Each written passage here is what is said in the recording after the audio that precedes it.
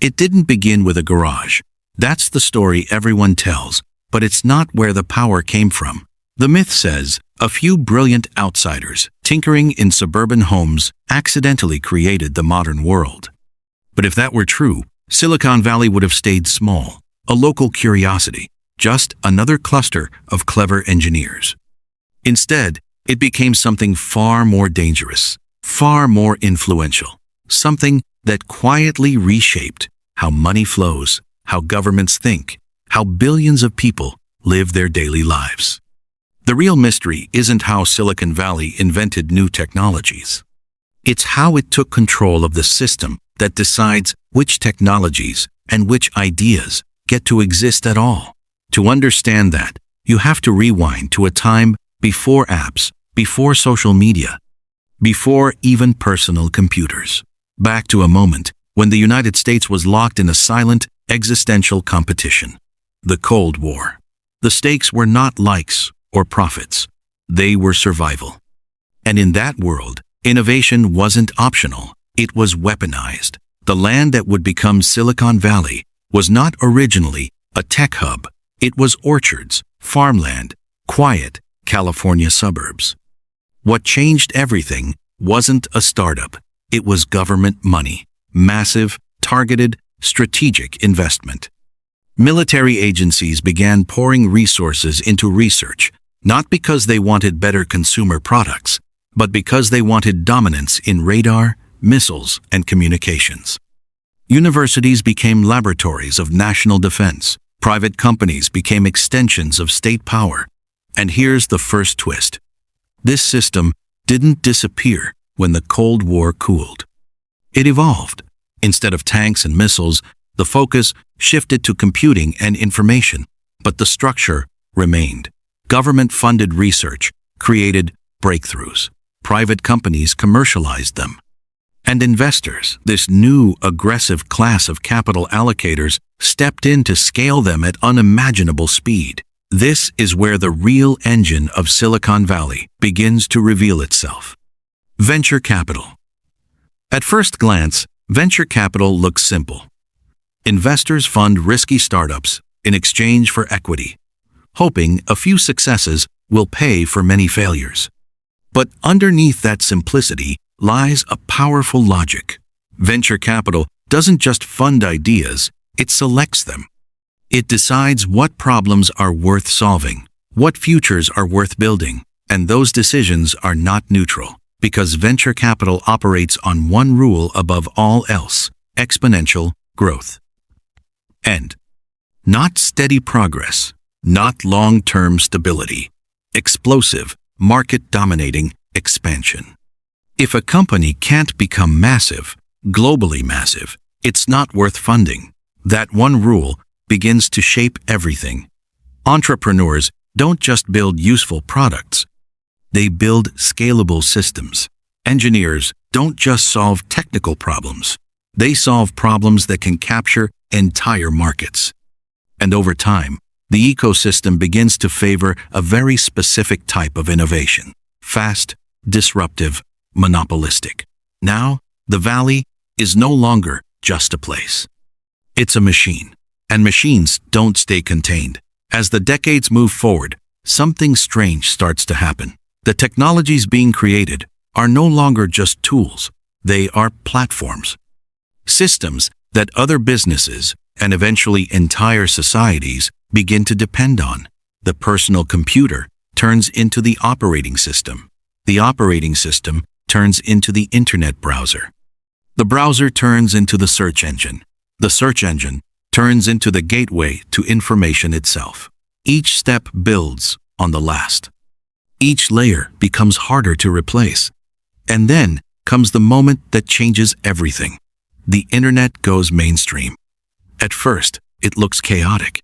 Countless startups, wild ideas, no clear winners.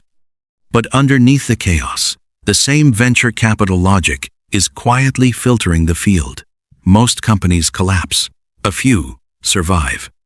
And those survivors don't just succeed, they dominate. Why? Because digital platforms have a unique property: network effects. The more people use them, the more valuable they become. And the more valuable they become, the harder it is for anyone else to compete. This creates a feedback loop. Growth attracts users. Users attract more growth. And eventually, one company doesn't just lead the market, it becomes the market. This is the second twist. Silicon Valley didn't just create innovation. It created systems that resist competition. Now the Valley's influence begins to expand beyond technology. It starts reshaping industries that once seemed untouchable. Retail, media, transportation, finance. Each one encounters the same pattern. A new platform enters, scales rapidly, undercuts existing players, and rewrites the rules. At first, this looks like progress. Cheaper services, more convenience, faster access, but there's a hidden cost, because these platforms don't just compete, they centralize. They pull activity into their ecosystems, capturing data, controlling distribution, and setting the terms for everyone else. And that data becomes the next source of power. Unlike traditional industries, where resources are physical and finite, data is self-reinforcing. The more you have, the easier it is to get more. Every interaction feeds the system. Every click, every search, every transaction.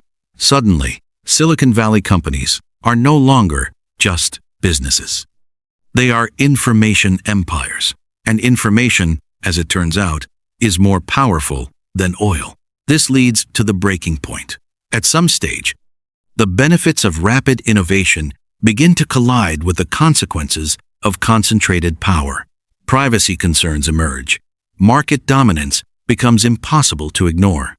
Entire sectors become dependent on a handful of platforms. Governments start to notice. But here's the problem. Traditional regulation is slow. Silicon Valley moves fast. By the time policymakers understand one technology, the Valley has already moved on to the next. This creates a mismatch. A gap between the speed of innovation and the speed of control. And in that gap, Silicon Valley expands even further. Attempts are made to regulate antitrust cases, data protection laws. 2. Public hearings. But these efforts often struggle to keep up, let alone reshape the system. Why? Because the power of Silicon Valley isn't just economic, it's structural. It's embedded in the infrastructure of modern life. Communication, commerce, information, even social interaction all increasingly flow through systems built and controlled by a small number of companies. Breaking them up isn't just difficult. It risks disrupting the very systems people depend on daily. This is the paradox. The same platforms that create convenience also create dependency, and dependency makes change hard. Meanwhile, the Valley itself continues to evolve. New waves of technology emerge: cloud computing, artificial intelligence, decentralized systems. Each one promises to disrupt the existing order, but often they reinforce it, because the companies with the most data, the most capital, and the most infrastructure are best positioned to adopt and dominate these new technologies. So, instead of a reset, the system deepens. And here's the third twist.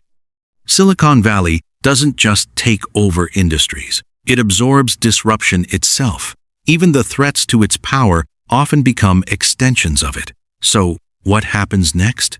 The fallout is not a single event. It's a gradual realization, a shift in how people, businesses, and governments understand the system they're part of. Some push for decentralization, others for stricter regulation. New players try to build alternatives, but the core dynamics remain. Capital seeks growth. Platforms seek scale. Data seeks accumulation. And Silicon Valley as a system continues to operate according to those rules. Which brings us back to the original mystery. How did Silicon Valley take over the world? Not through a single invention, not through a single company, but through a series of reinforcing systems, government funding that sparked innovation, venture capital that selected for scale, platforms that created dominance, and data that cemented control. Each layer built on the last. Each step seemed logical at the time, but together they created something far more powerful than anyone initially intended. And now, we're all inside it. The real question isn't whether Silicon Valley will continue to shape the future. It's whether anything can reshape Silicon Valley itself. Because systems this large don't collapse easily. They adapt. They evolve. They absorb pressure, which leads to 3 takeaways that are hard to ignore. First, innovation is never just about technology. It's about the systems that fund, select, and scale that technology. Change the incentives, and you change the future. Second, growth is not neutral. The drive for exponential expansion creates winners, but it also concentrates power in ways that are difficult to reverse. Third, control over information is the defining advantage of the modern economy. Not just creating tools, but owning the platforms through which information flows. And here's the warning. We often think of technological revolutions as moments, sudden, visible, dramatic. But the real transformations are quieter. They happen in layers, over decades, until one day the system feels inevitable. Silicon Valley didn't announce its takeover. It built it, piece by piece, until there was nothing left outside its reach. So, the open question is this. Are we still shaping the system, or has the system begun shaping us? If you found this perspective useful, subscribe for more deep dives into the hidden forces shaping the global economy, and leave a comment with the system you think will define the next era.